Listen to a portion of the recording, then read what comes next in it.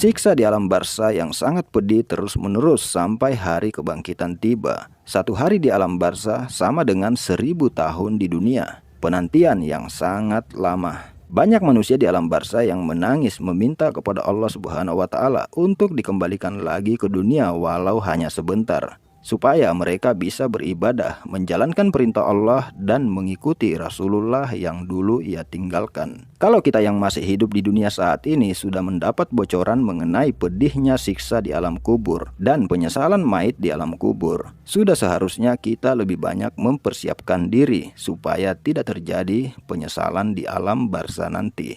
Wahai manusia, jangan engkau tertipu daya oleh dunia yang... Tolong, jangan cabut nyawaku. Aku punya banyak uang. Sakit. Dunia sementara, akhirat selama-lamanya. Allah Subhanahu wa Ta'ala berfirman, "Kullu nafsin sa'iqatul maut." Semua yang bernyawa pasti akan mati. Sehebat apapun manusia menjaga kesehatan, memakan makanan yang sehat, rutin berolahraga, tidur teratur, mempunyai banyak harta, bahkan kemana-mana dikawal oleh bodyguard. Tapi jika sudah tiba waktu yang ditentukan oleh Allah Subhanahu wa Ta'ala, maka manusia itu pasti akan meninggal juga. Karena memang saat ini manusia hanya sedang posisi mengantri saja untuk pulang ke alam akhirat yang abadi. Satu persatu manusia pasti akan meninggalkan dunia ini. Ketika manusia sudah meninggal, maka terputuslah semua amal perbuatannya, kecuali 3 amalan ini yang akan terus mengalir. Rasulullah Shallallahu Alaihi Wasallam bersabda, apabila anak Adam manusia telah meninggal dunia, maka terputuslah amal darinya, kecuali 3 perkara, yaitu sedekah jariah, sedekah yang pahalanya terus mengalir, ilmu yang bermanfaat, dan anak soleh yang selalu mendoakannya. Hadis riwayat Muslim. Selama hidup di dunia, manusia mungkin terbuai dengan harta kekayaan, popularitas, pangkat, dan jabatan, sehingga tidak sedikit manusia yang rela melakukan apa saja demi tercapainya semua keinginan di dunia. Tidak peduli apakah perbuatannya merugikan orang lain atau tidak, masa bodoh, yang penting keinginan dunianya tercapai. Tapi ketika ajal sudah menjemput, semua keindahan dunia yang diperjuangkan secara mati-matian akhirnya ditinggalkan juga. Yang bisa menemani sampai alam kubur hanyalah amal. Teman sejati hanyalah amal.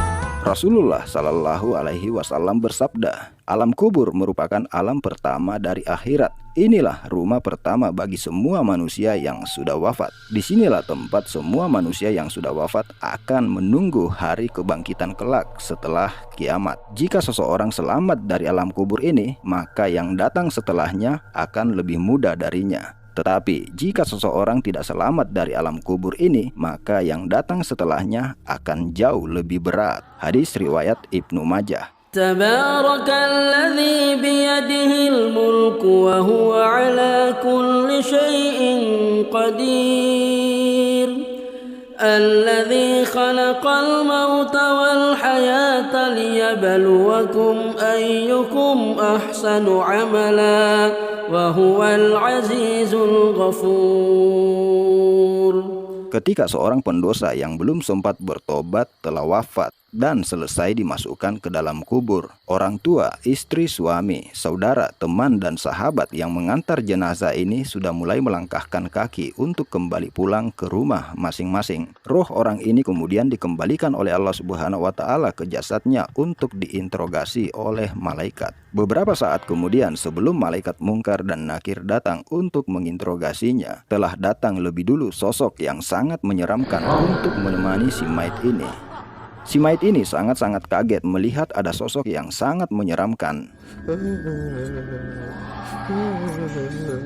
Sambil gemetaran, kemudian si mayit ini bertanya, "Siapakah engkau?" Sosok yang menyeramkan ini kemudian menjawab, "Aku adalah perbuatan-perbuatan burukmu yang engkau lakukan semasa hidup di dunia. Semasa hidupmu di dunia, engkau tidak peduli dengan penderitaan orang lain. Kamu hanya memikirkan kepentinganmu sendiri. Tidak peduli orang lain susah atau tidak, yang penting kamu senang, kamu sikat. Uang negara yang disimpan rapi kamu sikat. Jabatan yang dititipkan kepadamu hanya kamu pergunakan untuk menindas yang lemah. Kamu lebih memilih bekerja mati-matian siang malam hanya untuk kepentingan duniamu saja. Kamu rela meninggalkan sholat 5 waktu hanya untuk mengejar dunia. Kamu rela menghabiskan waktumu di tempat-tempat maksiat selama berjam-jam hanya untuk kesenangan sesaat. Kamu tidak mau mendirikan perintah Allah Subhanahu wa Ta'ala. Kamu hanya memikirkan kehidupan duniamu saja. Kamu durhaka kepada kedua orang tuamu. Kamu pemakan harta riba. Kamu memakan harta anak yatim. Kamu tidak mau ke masjid untuk sholat berjamaah, padahal rumah kamu dekat masjid. Semua yang dilarang oleh Allah Subhanahu wa Ta'ala sudah kamu lakukan. Kamu tidak mau untuk segera bertaubat sampai akhirnya kamu dijemput oleh malaikat maut.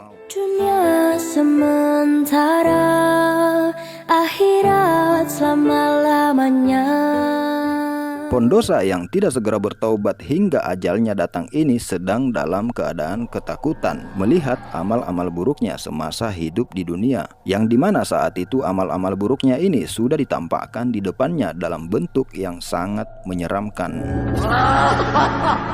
Padahal saat itu pendosa yang tidak segera bertaubat ini belum disiksa, baru hanya ditampakkan amal-amal buruknya saja semasa hidup di dunia. Tetapi si mayit ini sudah mengalami ketakutan yang sangat luar biasa, ketakutan yang belum pernah dia rasakan semasa hidupnya di dunia. Dalam keadaan ketakutan yang sangat luar biasa, kemudian datang malaikat Mungkar dan Nakir dengan tampang yang sangat menyeramkan untuk menginterogasi si mayit ini.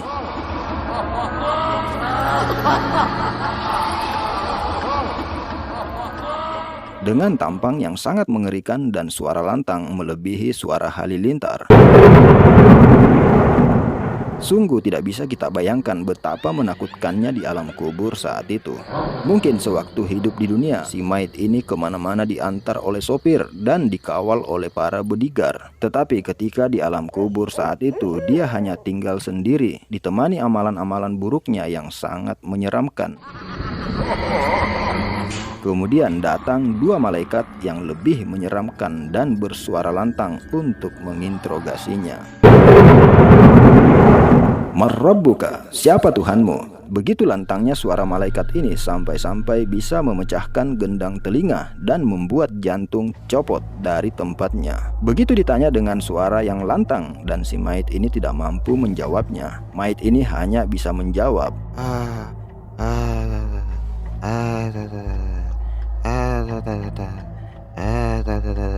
seperti orang yang sedang terkena stroke. Maka saat itu si mayit ini akan dipukuli oleh malaikat dengan pukulan yang sangat keras. Begitulah seterusnya selama proses interogasi berlangsung. Jika si mayit ini tidak bisa menjawab, maka dia akan terus dipukuli dengan pukulan yang sangat keras. Kerasnya pukulan malaikat ini bisa menghancurkan bumi jika dipukulkan ke dunia. Tetapi karena ini di alam barzah yang memang alamnya sudah berbeda dengan alam dunia.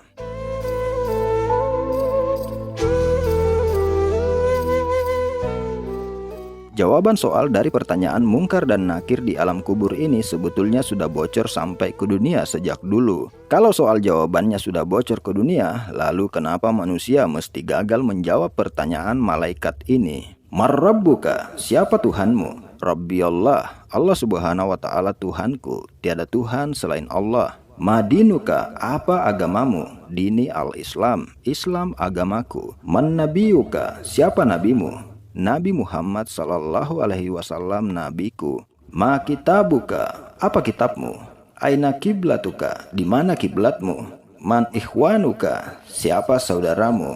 Yang menjawab semua ini di alam kubur nanti adalah amalan-amalan yang kita lakukan semasa hidup di dunia ini. Bukan berarti manusia yang ahli maksiat kemudian mati-matian untuk menghafal jawaban ini sampai dia mati, berharap bisa menjawab semua ini setelah meninggal. Tidak seperti demikian. Tetapi perbanyaklah beribadah kepada Allah Subhanahu wa Ta'ala, perbanyaklah bersedekah, perbanyaklah membaca Al-Quran, perbanyaklah sholat malam, dan banyak berbuat kebaikan amal soleh.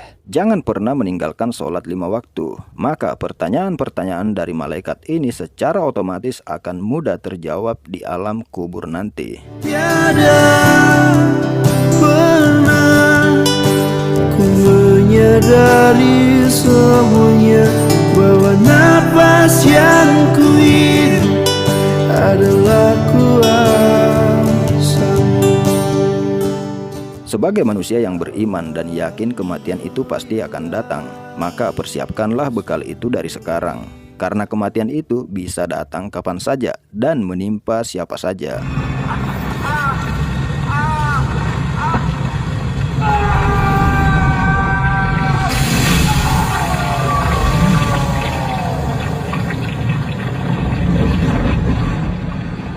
Siksa di alam barzah yang sangat pedih terus-menerus sampai hari kebangkitan tiba. Satu hari di alam barzah sama dengan 1000 tahun di dunia. Penantian yang sangat lama.